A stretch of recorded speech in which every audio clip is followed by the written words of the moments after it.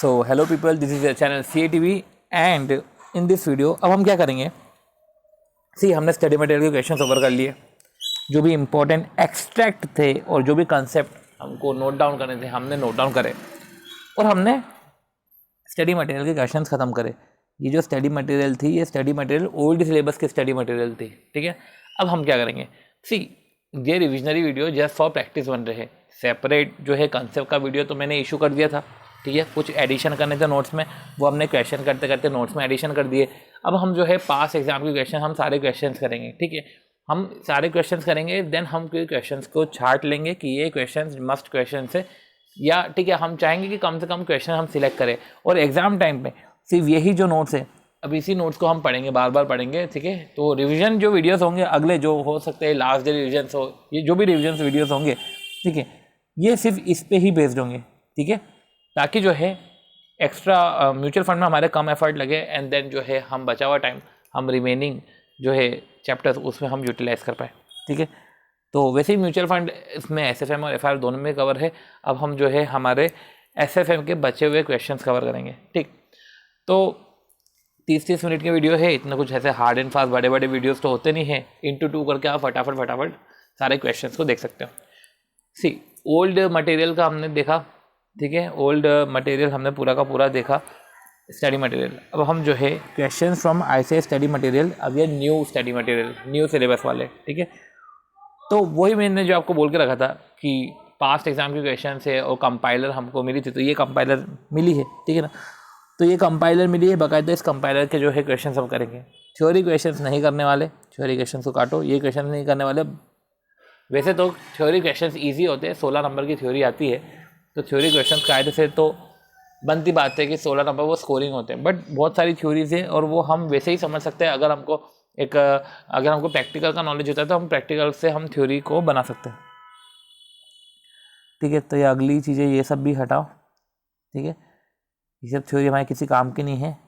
ये वाला क्वेश्चन के लिए हमको ये वाला कंसेप्ट पढ़ना पड़ेगा, वैसे भी हम ये वाला कंसेप्ट पढ़ चुके हैं, ठीक है। फटाफट देख लेते हैं कि mister A can earn return of 16%, 60% return earn करता है by investing in equity share, ठीक है। इक्विटी शेयर में इन्वेस्टमेंट करो तो 16% रिटर्न है। अब उन्हें now he is considering recently announced equity based mutual fund. अब इक्विटी शेयर में इन्वेस्टमेंट नहीं करना, equity based mutual fund scheme में इन्वेस्टमेंट करना है, ठीक है। इनिशियल एक्सपेंडिचर 5.5% है, एनुअल रिकरिंग एक्सपेंडिचर 1.5% है। तो कितना म्यूचुअल फंड को अर्न करना चाहिए ताकि to provide mister A return of 16%, तो म्यूचुअल फंड को कितना अर्न करना चाहिए। तो ठीक है, अल्टरनेटिव अर्निंग्स हमारी 16% हो गई, divide by 1 minus initial expenditure जो हमने पढ़ा था, जो पहले 1+ मैंने कर लिया था, वो मैंने गलत किया था, ठीक है ना। वो तो उसी समय सुधार भी दिया था। 1 माइनस इनिशियल एक्सपेंडिचर, तो इनिशियल एक्सपेंडिचर 5.5 मतलब 0.055, साथ ही साथ प्लस होगा परसेंटेज, तो प्लस होगा हमारा रिकरिंग परसेंटेज, वो होगा 1.5।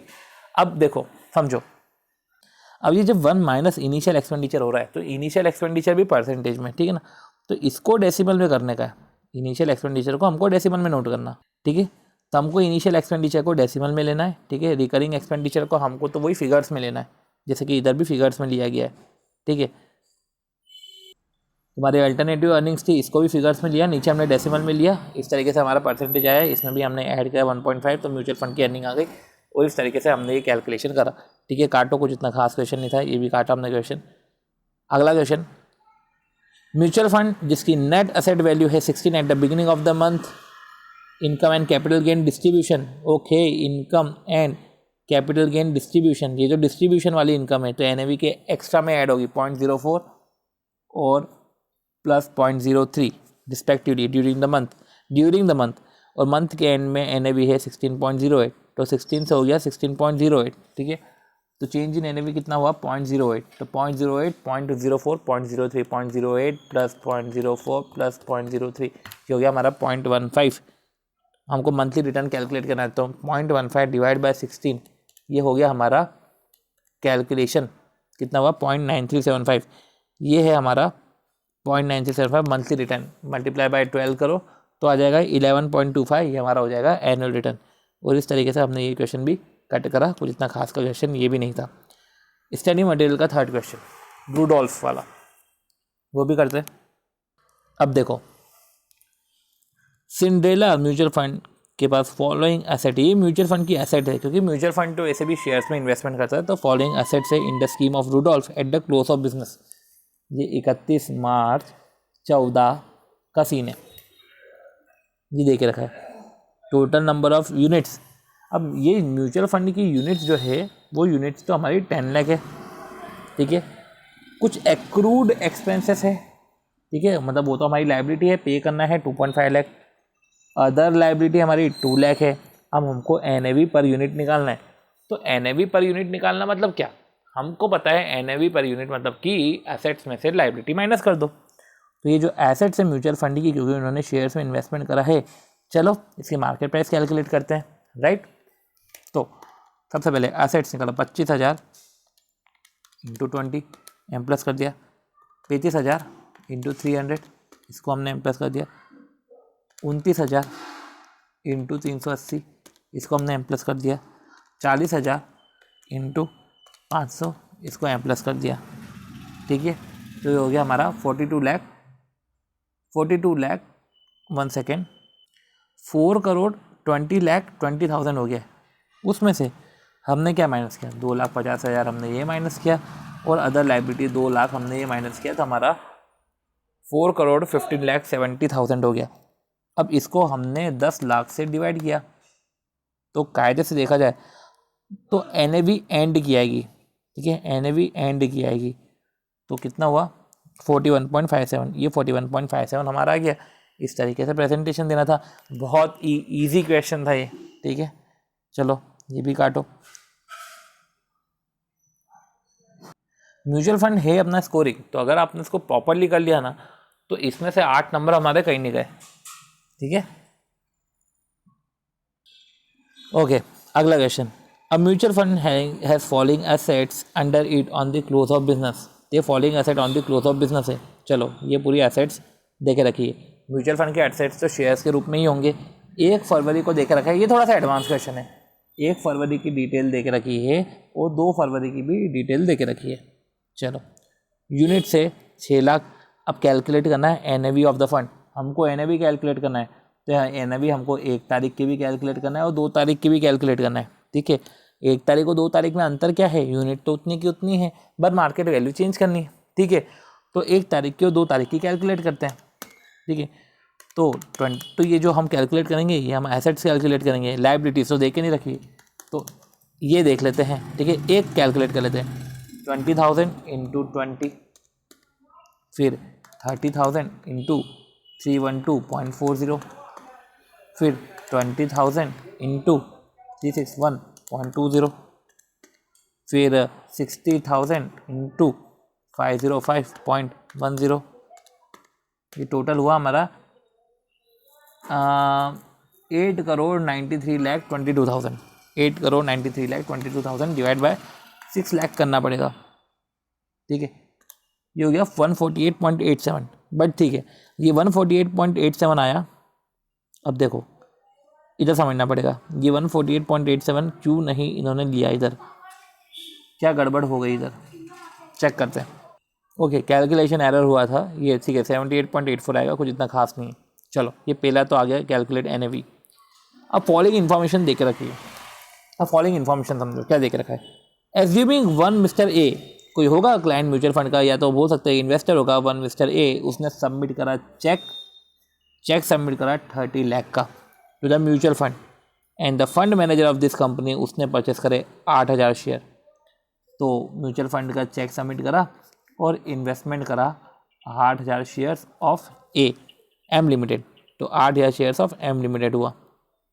एंड द बैलेंस, अब 8,000 शेयर से कायदे से देखा जाए तो 1 फरवरी को ही हम अगर उसने इन्वेस्ट कर दिया, तो 8,000 इंटू 312.40 एक तरीके से हो गया 249920, 2499,200 का इन्वेस्टमेंट करा, ठीक है। माइनस 30 लाख करा हमने, तो माइनस अगर हम करें 30 लाख तो आया 5,08,000।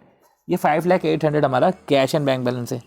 And the balance amount held in the bank, तो ये हमारा बैंक बैलेंस आ गया। In such case what would be the position of the fund, fund की पोजीशन क्या होगी। तो फंड की पोजीशन क्या होगी, 1 तारीख की हमको एनएवी की पोजीशन पता है, 1 तारीख को अब हम जो है फंड की पोजीशन भी निकाल सकते हैं। ठीक है, हमको नंबर ऑफ शेयर्स को मार्केट प्राइस से मल्टीप्लाई करना है। बस हमको तो अब ये चेक करना है कि 1 तारीख को एक बैंक में 5,08,000 आ गया था, साथ ही साथ जो है हमारा जो शेयर्स है एम लिमिटेड में वो 38,000 हो गए होंगे, जिनका रेट है 312.40। चेक कर लेते कि वही है क्या, 38,312.40, बाकी तो सब सेम है। साथ ही साथ कैश में 5,08,000 आ गया। और इस तरीके से जो है हमारा हमने जो है वापस पोर्टफोलियो कैलकुलेट होगा। ठीक है, और एनएवी हमारा टोटल कैलकुलेट हो जाएगा। ठीक है, अब समझो, अब इधर क्या होने वाला था कि टोटल हमने कैलकुलेट किया 5,03,02,000 और डिवाइड बाय 6 लाख कर दो। डिवाइड बाय हमको क्या करना है, डिवाइड बाय 6 लाख करना है ना, और क्या करना है। तो नहीं, डिवाइड बाय हमें अब 6 लाख नहीं करना है। समझो 30 लाख का जब सामने से चेक आया है, ठीक है, तो उसे इन्वेस्टमेंट तो वो 78.84 पे करेगा ना। ठीक है, तो 30 लाख डिवाइड बाय 78.84 जो भी है, ये आया 638,053। ये क्या है, मतलब हम ये समझ सकते हैं कि सामने वाला 38 लाख लेकर आया, एनएवी उस टाइम की ये थी, उस एनएवी पे उसने इन्वेस्ट करा। ठीक है, और उस पैसे से हमने इन्वेस्टमेंट्स करे। ठीक है, सामने वाले को यूनिट्स इशू करी और हमने इन्वेस्टमेंट करा, और हमारा एनएवी और अब चेंज हो गया। ठीक है, और एनएवी चेंज होने के बाद हमारा एनएवी क्या आया। ठीक है, उस टाइम का तो नहीं निकाला। ठीक है, उस टाइम का इन्होंने नहीं निकाला क्योंकि पूछा इन्होंने, अच्छा उसके बाद उन्होंने पूछा ही नहीं what would be the position of the fund, fund की पोजीशन पूछी उन्होंने बस। ठीक है, फंड की पोजीशन पूछी, तो रिवाइज पोजीशन ऑफ फंड है। तो जब पूछे what would be the position of the fund, तो पोजीशन ऑफ फंड मतलब कि वो एक्यूमुलेटेड वैल्यू में पूछ रहे हैं कि आप फंड का बैलेंस कितना है। ठीक है, वो एक तरीके से फंड बैलेंस पूछ रहे हैं।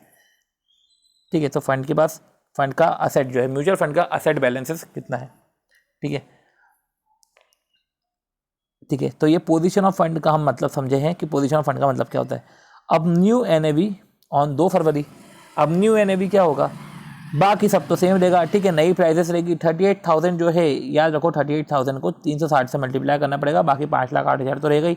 नई प्राइसेस है 38,000 को 360 से मल्टीप्लाई करा, और इस तरीके से जो है नई एनएवी आ गई जो है 82.26 वैल्यू की। तो इस तरीके से जो है हमने नई एनएवी भी हमने निकाल ली। सी, तो इधर हमने पोजीशन ऑफ फंड का मतलब समझ लिया कि पोजीशन ऑफ फंड का मतलब क्या होता है। साथ ही साथ हमने जो है ये भी समझ लिया कि वो न्यू एनएवी जब हम कैलकुलेट करें, ठीक है, तो हमने कुछ ऐसा ज़्यादा खास नहीं था। इसी चीज़ को, पोजीशन ऑफ फंड को ही समझने के लिए हमने पर्टिकुलर एक्सट्रैक्ट भी इधर कॉपी कर लिया, जहाँ पे एनएवी बता के रखा है, शेयर्स बता के रखा है 6 लाख के शेयर्स थे। ठीक है, एनएवी बता के रखा है 78.8366 था, और असेट बैलेंसेस है, असेट का बैलेंसेस मतलब वही अपना पोजीशन ऑफ द फंड 47302000 है। ठीक है, और एम लिमिटेड के शेयर जो थे हमारे बकायदा 30,000 के शेयर्स थे एम लिमिटेड के, और 312.40 का हमारा रेट था। तो वही है कि जब हम 30,000 फिर, ठीक है, फिर फॉलोइंग इन्फॉर्मेशन जो गिवन थी कि एक चेक सबमिट किया था 30 लाख का, अब 30 लाख का सबमिट करा चेक, 312 के भाव पे इन्वेस्टमेंट होगा, तो 8,000 शेयर परचेस करें, तो 8,000 को 312 के भाव पे इन्वेस्टमेंट करेंगे, बचा हुआ बैलेंस हमारा कैश या बैंक बैलेंस रहेगा। ठीक है, तो एनएवी था हमारा। ठीक है, बाकायदा 30 लाख पे हमने नंबर ऑफ यूनिट्स कैलकुलेट करी और टोटल यूनिट हमने निकाली। हमारी असेट बैलेंस जो हमारा पोजीशन था वो हमारा ओल्ड बैलेंस जो देकर रखा था, ओल्ड बैलेंस, साथ ही साथ जो एडिशनल इन्वेस्टमेंट है 8,000 को 312.40 में जो इन्वेस्टमेंट करा एडिशनल इन्वेस्टमेंट, साथ ही साथ जो बचा हुआ हमारा रेसिडुअल बैंक बैलेंसेस है। टोटल असेट बैलेंस हमारा आ गया और हमारी टोटल नंबर ऑफ यूनिट्स आ गई। और जब हमारा क्वेश्चन नंबर 2 है, क्योंकि हमसे पूछ के रहे position of fund after investment, तो इन्वेस्टमेंट के बाद हमने एडिशनल इन्वेस्टमेंट ये करा और बैंक बैलेंस हमारा ये था, तो पोजीशन ऑफ फंड हमारा कैलकुलेट कर लिया। फिर बात आती है न्यू एनएवी एज ऑन 2 फरवरी।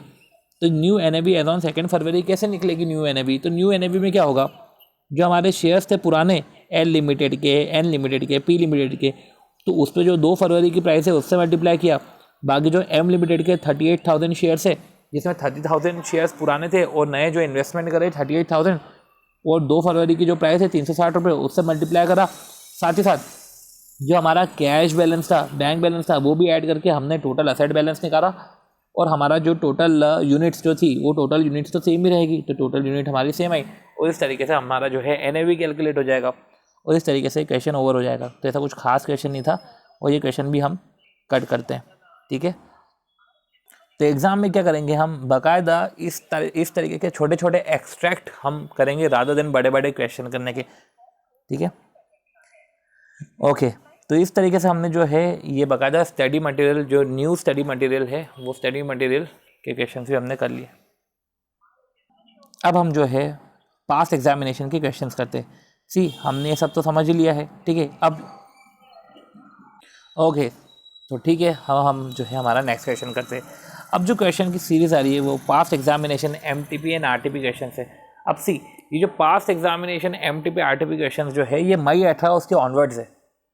तो नवंबर 17 के क्वेश्चंस क्या है, नवंबर 17 के क्वेश्चंस बाकायदा आपको उधर मिलेंगे। कहाँ पे मिलेंगे, आपको PM में मिलेंगे, ठीक है। तो नवंबर 17 के क्वेश्चन हमारे ओल्ड PM में कवर है, तो हम वो ओल्ड PM भी देख लेंगे, ठीक है। सो स्टार्ट करते हैं। Mutual fund having 300 unit has shown it's NAV 8.75 and 9.45 at the beginning and at the end. तो NAV हमारी 0 है 8.75, और NAV हमारी 1 पे है, वो है 9.45, ठीक है। तो mutual fund has given 2 option to the investor, 2 option दिए हैं इन्वेस्टर को। Get dividend of ₹0.75 per unit and capital gain of 0.60 per unit. Okay, सही है।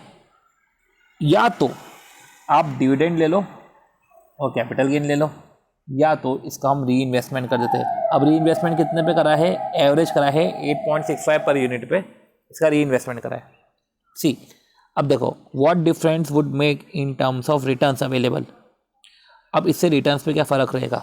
तो सी, अगर आपने डिविडेंड डिस्ट्रीब्यूट कर दिया है तो रिटर्न के 3 कंपोनेंट होंगे, चेंज इन NAV, डिविडेंड और capital gain. Change in NAV क्या है, 9.45 माइनस 8.75 प्लस 0.75 हमारे डिविडेंड के, प्लस 0.60 कैपिटल गेन के, तो 2.05 हो जाएगा हमारा।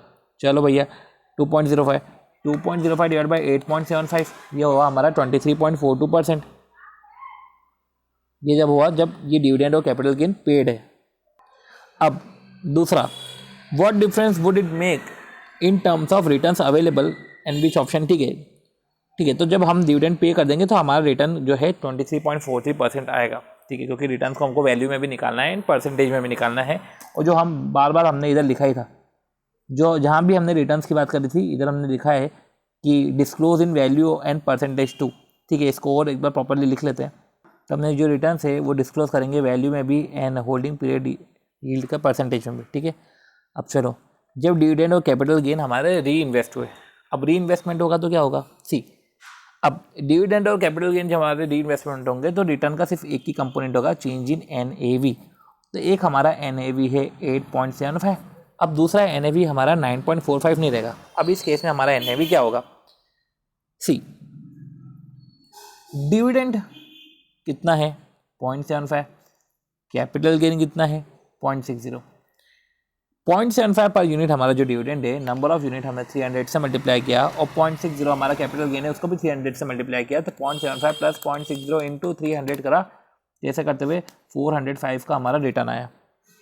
405 का रिटर्न आया, उसको डिवाइड किससे करेंगे, 8.65 से। तो डिवाइड बाय 8.65 से करेंगे तो 46.82 ये हमारे आए नए यूनिट्स आए हमारे 46.82, ठीक है। इसको ले लिया गया है इधर 47 यूनिट्स, ठीक है। तो री इन्वेस्टमेंट करके नए यूनिट्स आ गए। तो हमारे पुराने यूनिट कितने थे, हमारे पुराने यूनिट थे, देखा जाए तो हमारे जो पुराने यूनिट थे वो 300 यूनिट थे। 47 हमारे नए यूनिट आए, तो 347 हमारे नए यूनिट हो गए। अब हमारे 347 नए यूनिट हो गए। सी, ओल्ड NAV की बात करें तो 300 को हमने किससे मल्टीप्लाई किया था, 300 को 8.75 से हमने मल्टीप्लाई किया था। तो 300 को 8.75 से मल्टीप्लाई किया, हमारा 300 इंटू 8.75 यह हुआ हमारा 2625। न्यू NAV जो है उसमें 347 है और NAV हमारी है 9.45, तो 347 है और NAV हमारी है 9.45, तो इंटू 9.45 किया तो हमारी न्यू NAV आई 3279.15। तो 3279.15 में से 2625 हमने माइनस किया तो जो है हमारा 654.15 हमारा डिफरेंस आया। 654.15 जो हमारा डिफरेंस आया उसमें NAV 0 जो है वो तो 2625 है डिवाइड बाई 2625, और इस तरीके से हमारा 24.92% आया, 24.92%। तो आप पे कर रहे हो तो 23.43, री इन्वेस्टमेंट कर रहे हो तो 24.92, तो री इन्वेस्टमेंट ऑप्शन आपका बेटर है। तो इस तरीके से ये क्वेश्चन भी ओवर होता है और ये क्वेश्चन भी डैम ईजी है। बस ये याद रखना कि एवरेज NAV, ठीक है, री इन्वेस्टमेंट तो हम एवरेज NAV पे करेंगे, ठीक है, बट जो हमारी एंड में जो NAV रहेगी वो इस पे हम कैलकुलेट करेंगे, ठीक है, तो वो ठीक है, वो चलेगा, वो कोई दिक्कत नहीं है, ठीक है। ये छोटी छोटी चीज़ें याद रखने की रहेगी। अब अगला क्वेश्चन करते हैं।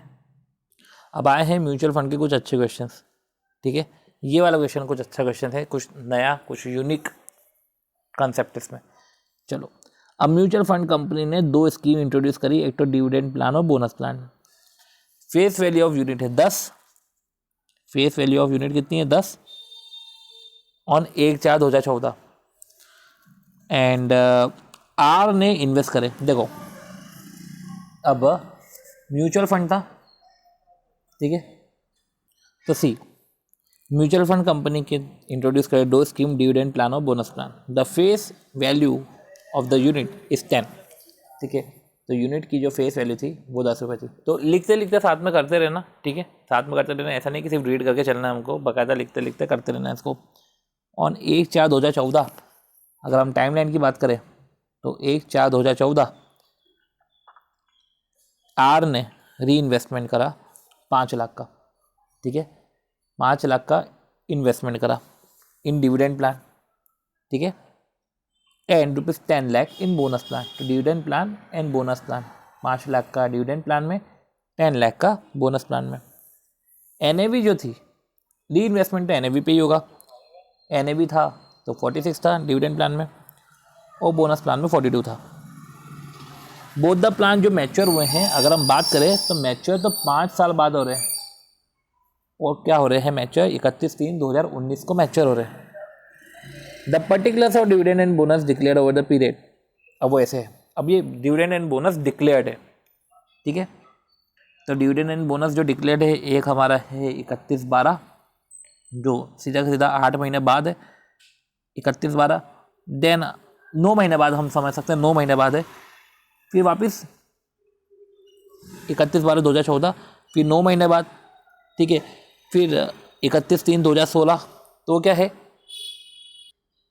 अक्टूबर, नवंबर, दिसंबर, जनवरी, फरवरी, मार्च, फिर 6 महीने बाद है। तो इस तरीके से ये जो है इन्होंने कैलकुलेशन करे, तो इस तरीके से जो कैलकुलेशन है कि 31/12 को है, ठीक है, तो आपने जो पहला इन्वेस्टमेंट किया 1/4/2014 को, 1/4/2014 को, फिर आपका 9 महीने का गैप था, फिर आया आपका 31/12/14 को, फिर आपने जो है कितने महीने का गैप हो गया, फिर उसके बाद वापस 9 महीने का गैप हो गया, फिर हो गया 30/9/15 को, फिर 6 महीने का गैप है। मतलब कि अगर देखा जाए तो 31/3/16, फिर 6 महीने का गैप, 31/3/16 के बाद 9/16 होना था, ओके, तो मतलब ये अनइवन डिस्ट्रीब्यूशन है, 9/16 की जगह इन्होंने 9/17 कर दिया, ठीक है, तो ये 6 महीने का गैप नहीं है, ज़्यादा ही गैप है, तो इस तरीके से हम बोल सकते हैं कि अनइवन डिस्ट्रीब्यूशन है। पर जो भी है, डिविडेंड परसेंटेज 12%, 15%, 10% बोनस रेशो है, और हर टाइम पे NAV डिविडेंड प्लान का और NAV बोनस प्लान का दे के रखा है, ठीक है। अब you are required to calculate the effective yield per annum in respect of about 2 plan. Simple सी बात है, हमको इफेक्टिव यील्ड कैलकुलेट करना है। अब समझो, effective yield per annum calculate करना है, और म्यूचुअल फंड पे जो रिटर्न आएगा वो तो होल्डिंग पीरियड रिटर्न आएगा। तो अगर देखा जाए होल्डिंग पीरियड रिटर्न अगर हम देखें, तो अगर इन्वेस्टमेंट जो हो रहा है वो 1/4/14 को हो रहा है, इन्वेस्टमेंट अगर 1/4/14 को हो रहा है, तो अगर इन्वेस्टमेंट 1/4/14 को करा है, तो ये 31/12 से जो डिविडेंड की बात चल रही। पर अगर देखा जाए तो म्यूचुअल फंड जो है वो तो 5 साल का ही ना, होल्डिंग पीरियड तो हमारा 5 साल है, ठीक है। अब समझो 5 लाख का इन्वेस्टमेंट अगर डिविडेंड प्लान में किया था तो 5 लाख डिवाइड बाय किस रेट से किया था, 46 के रेट से किया था, तो जो भी यूनिट्स आई 10, तो डिफरेंट प्लान का डिफरेंट कैलकुलेशन होगा। तो 10869.57 से कैलकुलेट हुआ। तो अगर हम देखें तो नई यूनिट हमारी कितनी हुई, 5 लाख, 3 4 5 डिवाइड बाई 46 हमारा हुआ 5 लाख डिवाइड बाय 46, ये हमारा आया 10869.56। ठीक है, ये आया मतलब ठीक है 0.57, ये नई यूनिट्स हो गई। ओके, पुरानी नई यूनिट कितनी थी, कुछ ऐसा दे के रखा है क्या? पुरानी यूनिट कितनी थी, चलो कुछ नहीं देख रखा है डायरेक्ट। ठीक है, डायरेक्ट ये 10869.57 है। ठीक है, 10869.57 और डिविडेंड की बात चल रही ना, ये 1/4/14 का सीन है।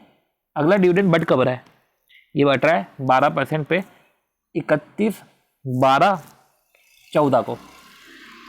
अब देखो 10869 तो यूनिट है, अब जो डिविडेंड है वो डिविडेंड तो हमारा फेस वैल्यू पे कैलकुलेट होगा, तो 10869.57 है, इसको 10 से मल्टीप्लाई किया, ये हमारा डिविडेंड है 130। ठीक है, तो इसको हमने 10 से मल्टीप्लाई किया, उसको फिर 12% करा, तो 13043.48 हो गया। तो हमारी क्या आई, हमारी न्यू यूनिट आई थी। ठीक है, हमने न्यू यूनिट का एक कॉलम बनाया, न्यू यूनिट के बाद फेस वैल्यू तो हमको पता ही है 10 है, तो न्यू यूनिट इधर लिख दो, यूनिट एट फेस वैल्यू 10। ठीक है, डिविडेंड की बात करी तो डिविडेंड हमने इधर कैलकुलेट कर लिया कि डिविडेंड परसेंटेज में कितना है और उसका अमाउंट डिविडेंड का कितना है। अब ये जो री इन्वेस्टमेंट है, इसका री इन्वेस्टमेंट तो एनएवी पे होगा। अब इसका जो री इन्वेस्टमेंट एनएवी पे होगा, अब सी कहाँ बोला है इसमें री इन्वेस्टमेंट एनएवी पे होगा, कहाँ इधर री इन्वेस्टमेंट की बात करी, सी इसमें डिस्ट्रीब्यूशन की बात नहीं करी। ठीक है, इसमें डिस्ट्रीब्यूशन की बात नहीं करी, तो इधर हम मानेंगे कि री इन्वेस्टमेंट हुआ है। अब इधर री इन्वेस्टमेंट जो होगा वो एनएवी पे होगा, मतलब कि 13,043 जो भी है। अब 31/12 की एनएवी जो थी वो डिविडेंड प्लान की 47 थी, चलो 47 पे हमने इसका री इन्वेस्टमेंट करा, तो वही है 13043.48 डिवाइड बाय हमने किया 47, और इस तरीके से जो है 277.52 की हमारी नई यूनिट आई। तो क्वेश्चन तो पूरा सॉल्व होगा, भले ही अब प्रोसीजर इजी हो। ठीक है, तो हमारी टोटल यूनिट ये हो गई। फिर अगला जो है डिविडेंड, वो डिविडेंड हमारा कैलकुलेट हुआ 31/3/16 में। अब वही 31/3/16 टोटल यूनिट हमारी हो गई 11147.09। इसका हम करेंगे 10 रुपये से, इसको फिर डिवाइड मल्टीप्लाई करेंगे 15%, 16720 आ जाएगा। अब ये जो री इन्वेस्टमेंट है 31/3/16 की जो है 49.5 इसकी एनएवी है, डिवाइड बाय 49.5, और ऐसे जो एनएवी आएगी वो 337.79 हमारी एनएवी नहीं नई यूनिट्स आ जाएगी। तो 337.79 प्लस 11147.09, तो इस तरीके से जो है 11484.88 करके यूनिट्स रहेगी। यही यूनिट्स पे 31/3/2018, क्योंकि वापस डिविडेंड कैलकुलेट हो रहा है, 31/3/2018 11484.88 मल्टीप्लाई बाय 10। ठीक है, वो कितना परसेंट है, वही 10% है। और ये जो है 31/3/2018 तो इसकी एनएवी है डिवाइड बाय 48 करा, तो इसकी एनएवी है 239.27 नई यूनिट्स हमारी कैलकुलेट हुई, और 11484.88 प्लस 239.27 आया, तो ऐसे केस में 11724.15 नई यूनिट हमारी टोटल यूनिट आ गई। एक तरीके से हमारी टोटल यूनिट आ गई। अब देखो समझो, ये 18 तक काम हो गए ख़त्म हमारे, अब कोई डिविडेंड नहीं है, पर वही बात आती है ना कि होल्डिंग 1/4/14 से मैच्योरिटी 31 से 19 पे, मैच्योरिटी की बात करें तो एनएवी तो 46 था और 42 था। ठीक है, वो तो सब बोथ द प्लान मैच्योर होंगे 31/3/19 पे। अब 31/3/19 को अगर मैच्योर हुए हैं, मतलब कितनी यूनिट मैच्योर हो रही है, इतनी यूनिट मैच्योर हो रही है, वो रेट क्या देगा 49। तो ये अगर हम देखें तो मैच्योरिटी वैल्यू हमारी जो है, वो मैच्योरिटी वैल्यू हमारी जो यूनिट्स है, वो यूनिट्स हमारी 11724.15 11724.15, उसको मल्टीप्लाई किया हमने 49 से, तो 49 से तो 574483.35, तो हमारे जो है मैच्योरिटी वैल्यू आ गई। ठीक है, कॉस्ट ऑफ एक्विजिशन की बात करें तो अगर देखा जाए तो सामने वाले ने इन्वेस्टमेंट कितना किया था 5 लाख का, और मैच्योरिटी पे कितने मिल रहे 74,483 74,483.35, तो 74,483.35। अब ये जो है 74,483.35 डिवाइड बाय हम करेंगे 5 लाख, इससे हमारा जो है 14.89 हमारा आएगा होल्डिंग पीरियड का रिटर्न। अब 14.89 हमारा होल्डिंग पीरियड का रिटर्न है, जो 5 साल डिवाइड बाय 5 करोगे तो 1 साल का आएगा 2.979, मतलब 2.98%। ये हमारा आएगा 1 साल का, और इस तरीके से कैलकुलेशन होगा, राइट। तो ये इजी ही कैलकुलेशन था, राइट। हमें डिविडेंड प्लान का अलग से कैलकुलेट करना है और बोनस प्लान का अलग से कैलकुलेट करना है, ठीक है। तो क्वेश्चन जो है वो प्लान वाइज चलेंगे। आती है बात बोनस प्लान की, ठीक है। तो बोनस प्लान का देखते हैं कैसे ये बढ़ेगा आगे क्वेश्चन, ठीक। अब देखो यही है 5 लाख का इन्वेस्टमेंट है, 5 लाख का इन्वेस्टमेंट है। अब देखो या तो 2 तरीके से री इन्वेस्टमेंट हो सकता है कि या तो डिविडेंड का री इन्वेस्टमेंट कर दिया तो उससे यूनिट्स बढ़ गई, या तो बोनस में ही यूनिट्स आपको इशू कर दी, ठीक है। तब देखो 5 लाख का इन्वेस्टमेंट है, कितने रेट पे, 42 के रेट पे। तो हमने क्या किया, 5 लाख का इन्वेस्टमेंट है 42 के रेट पे 11904.7, ये हमेशा सारा डेसिमल में देंगे, ओके। 10 लाख का इन्वेस्टमेंट है, 1 सेकेंड, 5 लाख का है कि 10 लाख का है, ओके। बोनस प्लान में 10 लाख का है, ये छोटी छोटी गलती मत कर देना, 10 लाख का इन्वेस्टमेंट है, 10 लाख का इन्वेस्टमेंट 42 के रेट पे है, 23,809.52 ये यूनिट्स है, तो 23,809.52 हमारी यूनिट्स है, ठीक है ना। अब कैलकुलेशन जो है वो 30/9/15, ठीक है।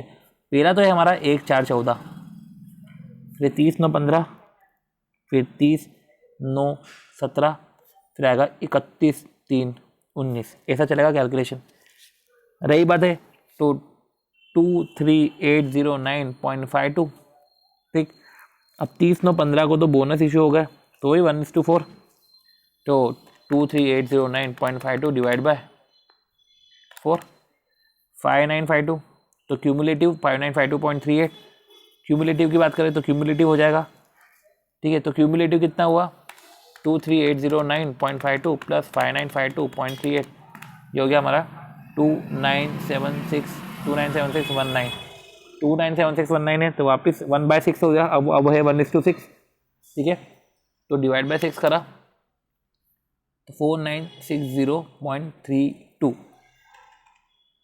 तो ये जो है वापस ऐड हो जाएगा 297619 प्लस 4960.32, ये क्यूमुलेटिव हो गया, तो आ गया 302579, ओके 1 सेकेंड, 3025.79 कैसा आया, 1 सेकेंड, 297619, ओके 297619 प्लस 4960.32, इस तरीके से 34722, तो 34722.22 आया।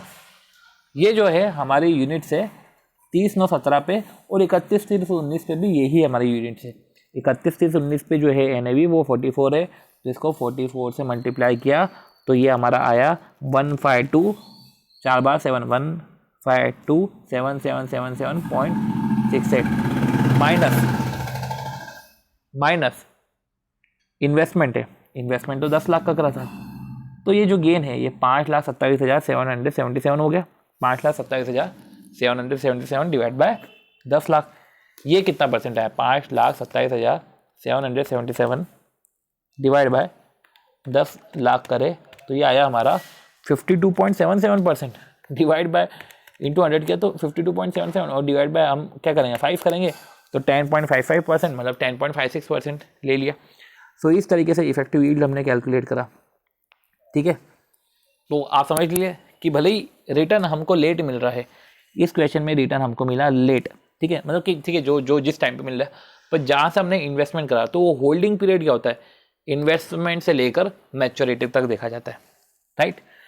सो इस तरीके से हमने ये क्वेश्चन भी ओवर किया, और इसमें होल्डिंग पीरियड का कैलकुलेशन हम जो है अपने नोट्स में लिख लेते हैं कि होल्डिंग पीरियड का मतलब क्या होता है। तो यही है, हमने जो है होल्डिंग पीरियड का भी कंसेप्ट लिखा कि होल्डिंग पीरियड का मतलब क्या होता है, period between investment date to maturity date, मतलब कि first dividend distribution to last dividend distribution, ऐसा नहीं चलेगा, ठीक है, ऐसे अपना होल्डिंग पीरियड नहीं निकलता, ठीक है। और बाकी जो है एनुअलाइज यील्ड निकलता है, एनुअलाइज यील्ड को इफेक्टिव यील्ड भी बोलते हैं, सो इस तरीके से हमने होल्डिंग पीरियड भी कैलकुलेट किया और ठीक है इफेक्टिव यील्ड भी हमने कैलकुलेट किया। तो कुछ इतना खास क्वेश्चन नहीं था, इजी क्वेश्चन था, पर ठीक है ये रिटर्न जो है वो प्लान वाइज कैलकुलेट होगा। इसको हम लिख लेते हैं कि मई 19 का क्वेश्चन आया था, रिटर्न प्लान वाइज कैलकुलेट होता है। ठीक है, तो ये म्यूचुअल फंड का प्लान वाइज रिटर्न कैलकुलेट होता है, डिविडेंड प्लान का रिटर्न है, बोनस प्लान का रिटर्न है। तो इस तरीके से हमने जो है कैलकुलेट करा। ठीक है, ठीक है, ओके। और साथ ही साथ रेफरेंस के लिए ये भी लिख दिया कि क्वेश्चन 8 का सी है। ठीक है, क्वेश्चन 8 कंपाइलर मतलब इन द सेंस। ठीक है, तो इस तरीके से हमने क्वेश्चन कैलकुलेट किया है। इफेक्टिव यील्ड हमने कर लिया है तो उसको भी बाकायदा इधर लिख दिया, एनुअलाइज यील्ड को इफेक्टिव यील्ड। ओके, अब ठीक है, ओके। सो इस तरीके से जो है हमने सेकंड वीडियो ओवर करते हैं हम। ठीक है, तो इस तरीके से हमने इधर जो है ये सारे क्वेश्चंस करे हैं। ऐसे ही हम फर्दर आगे भी क्वेश्चंस करते रहेंगे इस नोट्स को साथ में लेते हुए। ठीक है, तो इस नोट को साथ में लेते हुए हम आगे की क्वेश्चंस भी करते रहेंगे। एंड आगे ऐसे वेरियस सैम्पल क्वेश्चन है जहाँ पे हम कुछ अच्छे क्वेश्चन मार्क भी कर लेंगे कि ये अच्छे क्वेश्चन हमको सॉल्व करना है। बाकी कुछ क्वेश्चन है जो हम डीवी मार्क करेंगे तो भी हम अगर नॉर्मल भी अगर हम वैसे ही कैलकुलेट करें तो भी हमसे वो कैलकुलेट हो जाएगा, जैसा कुछ खास नहीं है। ठीक है, कुछ म्यूचुअल फंड अभी तक तो ऐसे कोई दिक्कत नहीं आई है, जो भी आगे फिर क्वेश्चन आएंगे वो करते रहेंगे हम। ठीक है, ऐसे बहुत सारे क्वेश्चन है, तो हम वन टाइम में तो अच्छे खासे एम्पल ऑफ क्वेश्चंस करेंगे, फिर हम सिलेक्ट करेंगे क्वेश्चंस, और जब हम रिवीजन करेंगे तो रिवीजन में फिर वही सिलेक्टेड क्वेश्चंस को हम करेंगे। ठीक है, ओके। तो थैंक यू, मिलते हैं अब हम हमारे नेक्स्ट वीडियो में।